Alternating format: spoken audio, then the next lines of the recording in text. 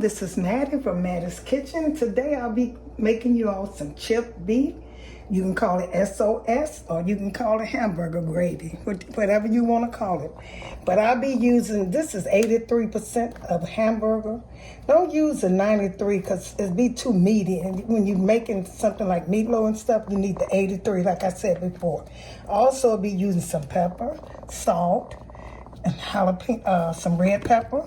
This is sauce, the Worcestershire sauce, oil. And the reason I use oil, they said vegetable oil. I like vegetable oil better than I do olive oil. It might be better for you, but I like it. If it's true to vegetable, then ain't nothing but vegetable. Okay, and I have a green pepper. Here's a chop. I chopped them off camera to save time. Here's my garlic, fresh garlic. I chopped them off also, and I'm using a yellow onion. Here's that. And I also be cooking some French fries, you know, with this right now. I serve my beef over my French fries. And I'll be having some, I'm also going to cook some asparagus tips. I'm going to explain all that to you. And I'll be using, for the asparagus tips, I'll be using butter, lemon juice, and some cheddar cheese. And for my French fries, I'll be using vegetable oil and just salt and pepper. Okay then. And also, I'm sorry, I'll be using milk for my chipped beef. And I also be using some flour to thicken it up with. And these are all the things I'll be using. And like I say, as I use them, I'll introduce them to you again.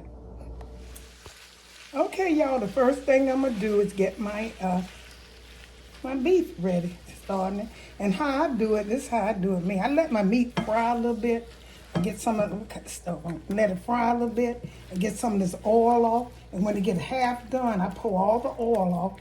And then I start putting my vegetables and my salt, because you know when you cook it like that, you can pour all your seasons out when you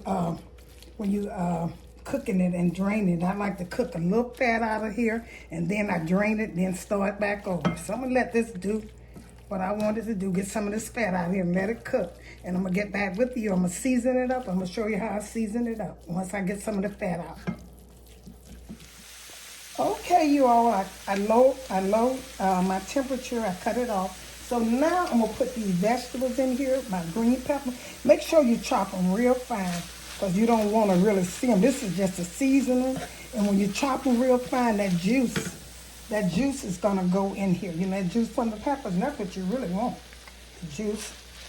Only thing the vegetables I suggest that you put in here are green pepper, bell pepper, a little bit in there. Just gonna season it. And like I said, pour the grease out and let this meat cook, and let the vegetable cook into the meat. That'll season them really good. So now I'm gonna put some yellow onion in here. Let this cook in here. Cut the stove down real low, so this what make it taste good, these vegetables. Most people don't put this in their chipped beef, but I do because I want it to taste good. So I'm going to let this put a little bit more. And I have some fresh garlic, yellow onion, fresh garlic, and green pepper, bell pepper. It's a simple meal. It's very simple. And you want the vegetable to cook into your meat so it can taste really good. Because nothing to it. There's nothing really to this. And so when you meat, you want your meat to taste really good. So like I said, I cut it down. I'm going to cut it down low. When once these vegetables cook into it, it's going to season it really good. So I suggest you all do that. So I don't need to drain this more. I took all the grease out, so you ain't got no grease. You don't have to add no grease in cooking it. So I'm going to let this cook while I'm getting my asparagus ready. Okay, you all, this is simple. I've cooked this before on my channel. Only thing you want to put on these asparagus, you're going to put some butter on it. It's simple. Put some butter on here, and you're going to let it cook in the oven until it get done. And put some butter, and this is so good like this. Put the butter on here. And my meat is over there. I'm letting it kind of get the vegetables so it can, season it good. Now, here's my lemon juice. Some of this on here, and salt and pepper. And all you're gonna do is just take and put this in the oven and let it cook. Put some more butter on it and let it cook, and then that's all you need. And salt and pepper, and let it cook in the oven until it gets tender. It won't take this long at all. And I'm gonna salt it with pepper, some pepper. Like I said, set it in the oven and let it cook. These healthy for y'all. You got butter, lemon, and salt and pepper. Okay then. I'm gonna set this in the oven and let it cook. Okay, you all, I'm getting ready to cook some French fries. I put my my asparagus tips in there, and once they get done, get tender, I'm gonna put some cheddar cheese on top. What I do, and I'm old-fashioned, I season my French fries up, and then I put them in there. I don't care if the salt and pepper drop, but I like them to taste good. I don't like putting my salt and pepper on there after I cook it. I like to put it before. So I'm gonna put some pepper in here. Sprinkle. Make sure your French fries are kind of dry. And some salt and and if it's not seasoned enough, I just want to put a little bit on here. If it's not seasoned enough, you can season after you do that. But that's what I do. I just take it and put my salt and just run around so it can be, taste good. I don't like French fries without salt on it. That's why I don't never hardly eat them. Now I go to McDonald's, they put salt on theirs after, but I still prefer the salt cooked on them and not after. I'm gonna taste this right and see how it tastes because it smells so good. It's good.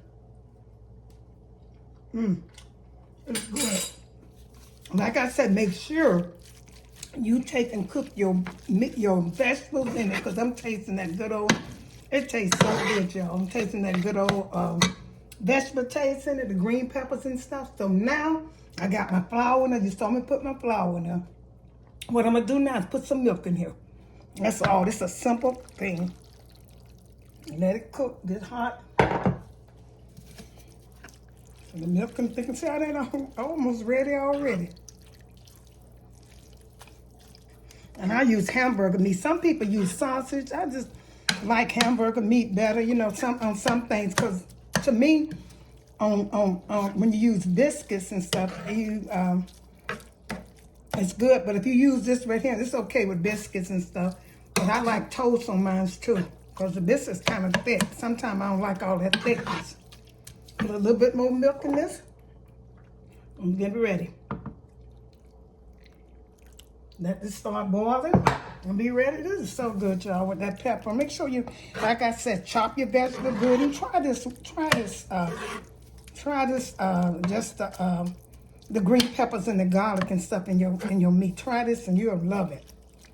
Let this start cooking. Now my fries, I'm getting ready to start my fries. I had cut them off because they had got too hot. And I'm gonna let these get hot. I hope it don't be sitting in this grease like that. Just get hot. I'll be ready to cook them.